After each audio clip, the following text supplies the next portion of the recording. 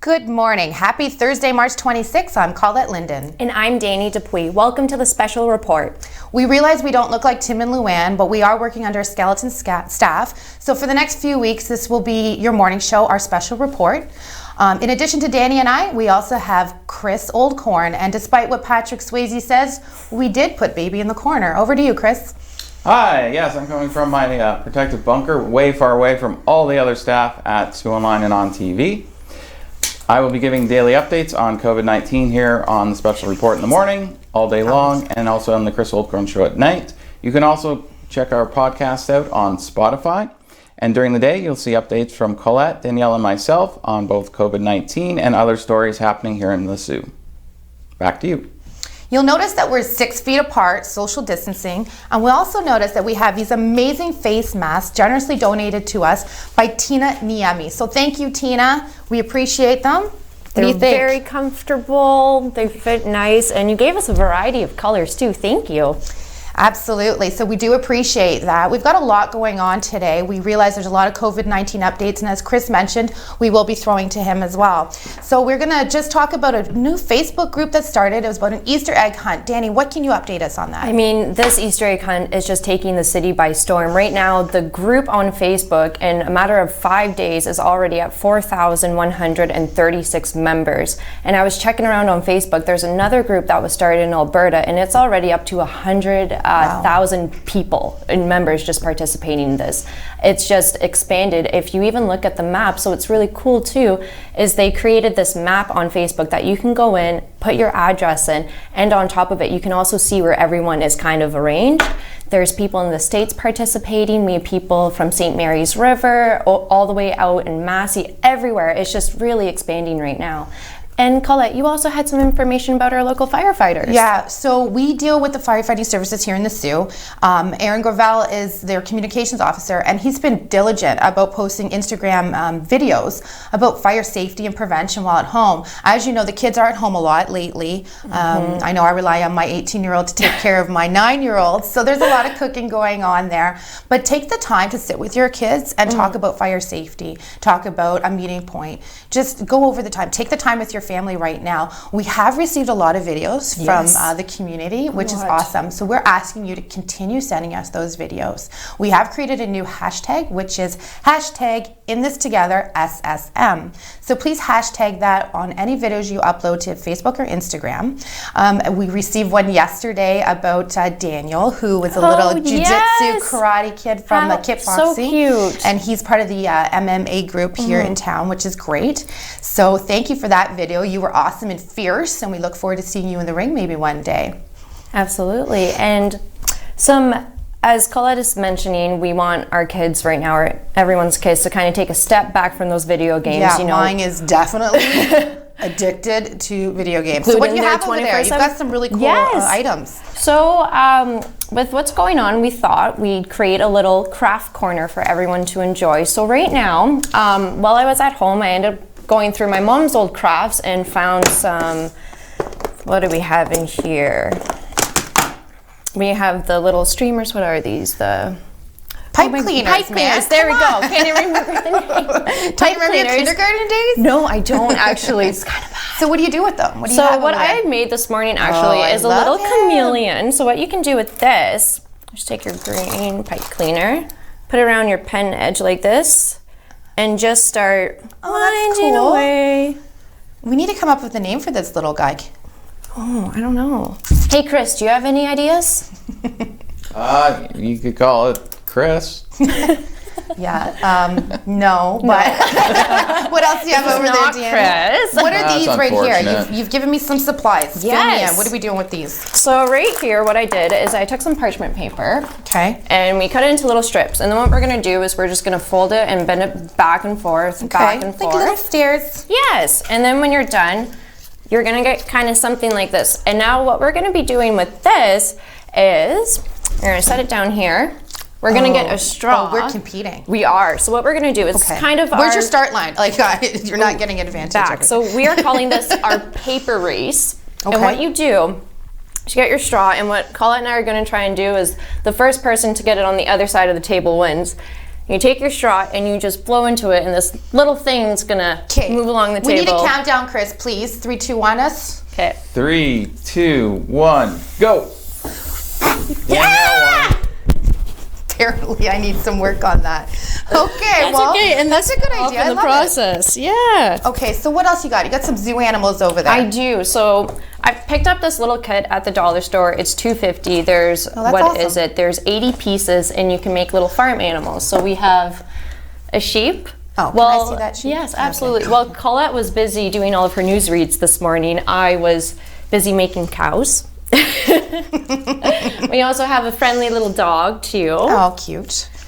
We have a pig, and we also have a horse. So while you were doing your reads, I'm a little busy having some fun doing this.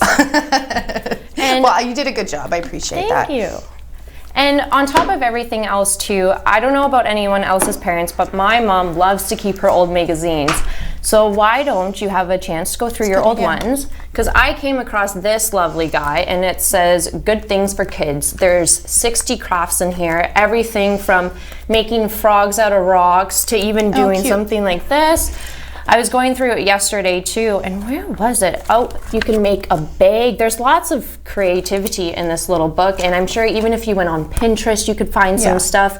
Right now, it's just thinking outside of the box. For sure. For crafts. Yeah, there is. And maybe tomorrow we'll have some updates for you on how to keep your kids active and outside. And I know that they're not supposed to interact very much with other children, so maybe putting a hockey net in the driveway and just letting your kids take their frustration out by taking shots on you. Yeah. Strap on the goalie pads. Spring is around the corner, and it's getting a lot nicer out there. I mean, despite the rain right now, but...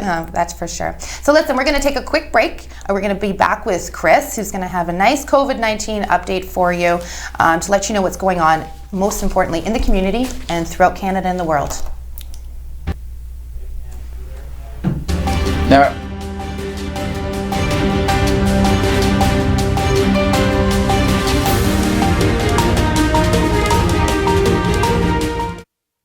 this is On TV.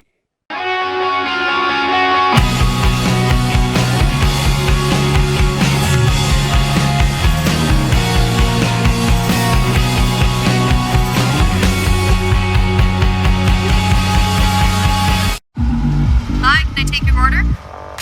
Hello? Oh, hey. Wait, what was the question? Let me guess. One driving high combo, extra baked? No. Could I get a burger with a side of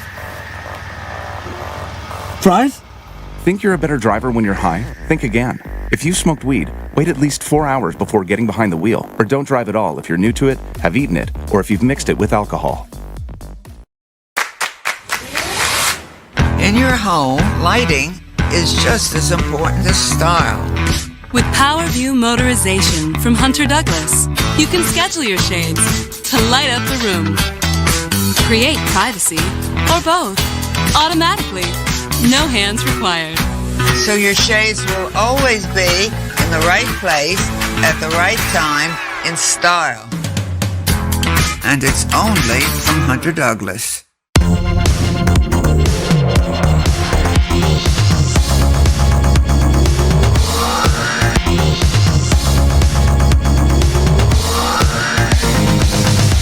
Imagine knowing about incidents, closures, and roadwork all before starting your trip.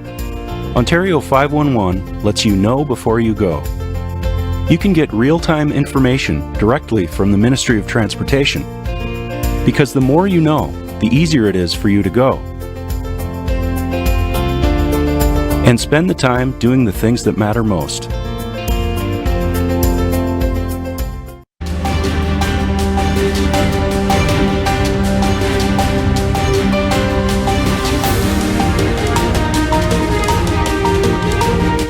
Welcome back. Now it's the time for our COVID-19 update as promised with Chris Oldcorn. thank you, Colette. Well, we have our numbers for Algoma from yesterday. They've not been released for today, but we have tested 195 people here in Algoma region. We still only have one positive test case. However, we do have 110 cases of COVID-19 tests pending. This is a problem that is actually across the province, as there's already a backlog of over 10,000 tests that we have not done, and the provincial government presently right now is only doing about 2,700 tests a day. Christine Elliott has said that she wants to get that number up to 5,000, but there's a shortage of testing kits. Now, for all of Ontario, we are now up to 688 cases, and that includes 100 new cases just yesterday. We are now up to 9 deaths in Ontario, and we've only had 8 patients of the 688 who've actually fully recovered, which means they've had 2 negative tests within a 24-hour time period. Now, the new cases most come from travel of people that went to the United States, Dominican Republic, Spain, Britain, Egypt, Peru, Mexico, the Philippines, Bahamas, and France. However, we are now starting to see what's called community transmission.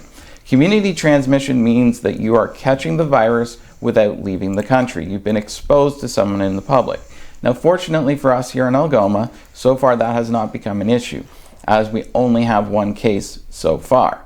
Even though there's still 110 cases pending, right now there's 1 person that has it. They are in quarantine at home, and they don't have a very severe case of COVID-19, even requiring hospitalization. Back to you guys.